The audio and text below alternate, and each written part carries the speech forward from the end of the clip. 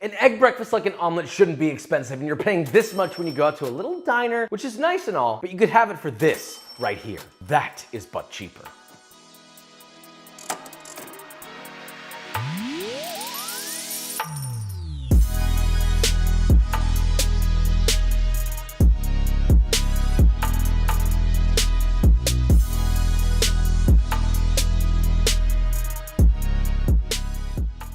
So when you're going to go get an omelet, right? Nobody just orders an omelet. You gotta get the whole spread. Omelet, hash browns, toast, maybe some vegetable or fruit or whatever. Maybe a little mimosa. You're at like $20, maybe more. And most of the time it's pretty mediocre. Making an omelet is simple and it's cheap, so you should be doing it at home and making one of the greatest breakfast combos of your life. So let's make this, shall we? Boom, breakfast sausage omelet. Bang, that price. Texas toast, bing bang, that price. Potato hash, donkey, that price. Before we get to the omelet, let's talk potato hash. First, peel 3 large russet potatoes, dice it into 1/2-inch cubes, and I say this all the time, please keep your knife cuts even. To a 12-inch nonstick skillet, add 3 tablespoons or 30 grams of vegetable oil, heat that over medium-high, swirl in that there pan. Once that's hot, add in your taters, toss to coat thoroughly in the oil, let that sear for about 5 minutes, flip them as best you can to reveal those crispy.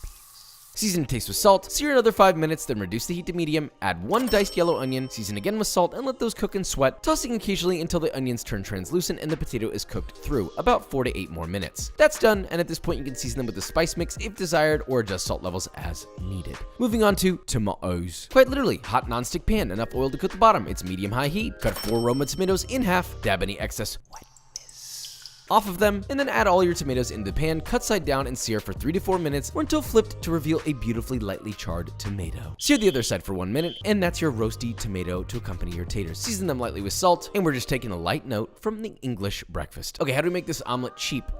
Not by buying expensive breakfast sausage. And look, Josh, it's not reasonable to have a meat grinder in a butt cheaper, but I really wanted this to be fresh ground. So I found a solution, a knife and a cutting board. It's not that crazy, okay? It takes 6 to 8 minutes of manual labor, but it's easy. You'll need 1 pounder, 450 grams of boneless pork Boston, but slice it into thin slices, and then essentially from there, dice your meat into small pieces. Then with the edge of your knife, whack it over and over and over, being careful here, then fold it over itself, whack it some more, and just keep running your knife through, folding it over itself on occasion until you have a relatively nice ground pork. And you know what's crazy? This might be one of the tastiest ground pork that we've ever made, simply because of the way the fat is dispersed. Pop it into a medium-sized bowl and knead it for a few seconds to get it lightly emulsified, then add 2 teaspoons or 6 grams of garlic powder, 1 teaspoon or 2 grams of cayenne, 1 teaspoon or 2 grams of fennel powder, 1 teaspoon or 2 grams of dried thyme, 2 teaspoons or 10 grams of fine sea salt, mixed till combined, and look at that. Breakfast sausage completely by hand. Now get a 12-inch skillet over medium-high heat, lightly grease it if necessary, then spread all of your breakfast sausage across the entire surface, let that sear for 2 to 3 minutes, flip and sear for 1 more minute, then using either a wooden spoon or ideally a potato masher, break that up into pieces as small as you can. Then just let that bad boy cook, stirring often for 3 to 4 minutes, or until cooked through with nice little crispy bits beautifully dispersed. Then add 1 poblano pepper that's optionally been charred completely over an open flame, the char then rubbed off and finely diced. Followed by half a sweet onion thinly sliced, stir together and allow that to sweat together just until the vegetables are softened, about 4 to 5 minutes. Then just keep that covered and warm.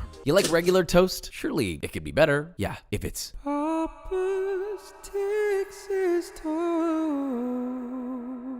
Get a loaf of white bread. Ideally, if you can get unsliced, then do that because I prefer mine sliced about 1 inch thick. If your toaster can't handle my thickness, I don't know what to tell you. Before toasting, melt down 3 tablespoons or 42 grams of unsalted butter over medium heat. Once fully melted, cut the heat, add in 2 cloves of finely chopped garlic and 2 tablespoons or 4 grams of very finely chopped parsley. Mix that bad boy together. Now toast your bread on both sides, either in a pan with butter or in a toaster. Then once toasted and hot, brush it generously with your garlic butter. Then slice it in half at a diagonal for maximum efficiency, and that's how you'll serve it. Okay, my children. First, combine 1 cup or 60 grams of fine grated Monterey Jack and 1 cup or 60 grams of fine grated cheddar. Toss together and set to the side. For your eggs, get a medium-sized bowl and crack in 12 whole lovely big boy eggs. Optionally, add a splash of milk, season them to taste with salt, and whisk together until homogenized. Now, heat a 10-inch nonstick skillet over medium heat and add in 1 tablespoon of unsalted butter or vegetable oil to the pan, just enough to coat the bottom. Once that's hot and bubbling, then just pour in a nice ladleful, which is about 3/4 of a cup of your eggs. Let that spread across the pan. Now, as the egg cooks, simply bring in some of the uncooked egg from the edge to towards the center, and then tilt the pan in the direction of that pole so the eggs fill up that bit that you just exposed. Then repeat that process all the way around the edge of the pan till your eggs are about 90% of the way cooked through. Now, working quickly, add a nice handful of cheese to one side, a decent big spoonful of your breakfast sausage mix, maybe a little more cheese, why not? Then once the omelet is just barely stiff enough to fold, well, fold it, don't be shy. Then once that's done, let it sit on one side of your pan to lightly toast the eggs and melt the cheese, then remove it from the heat, grab a plate, hold your pan overhanded like you see here, give it a nice flip, and woo-wee, I'm feeling like I'm out in the country, good lord!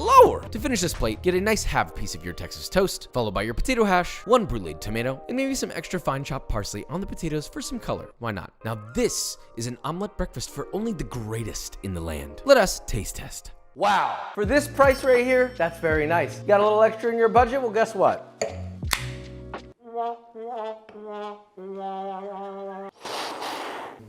A beautiful beer mosa. A little bit of beer, a little bit of orange juice, and there you go.